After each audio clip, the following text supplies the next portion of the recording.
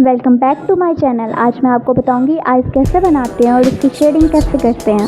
मैंने ऊपर 3 स्टेप लिखे हैं। पहले ऑब्जर्वेशन करनी है, पिक्चर को अच्छे से अंडरस्टैंड करना, फिर इसकी लाइन ड्रॉ करनी है, फिर शेडिंग करनी है क्योंकि शेडिंग भी पिक्चर को असली लुक देती है, इससे पिक्चर रियलिस्टिक लगती है।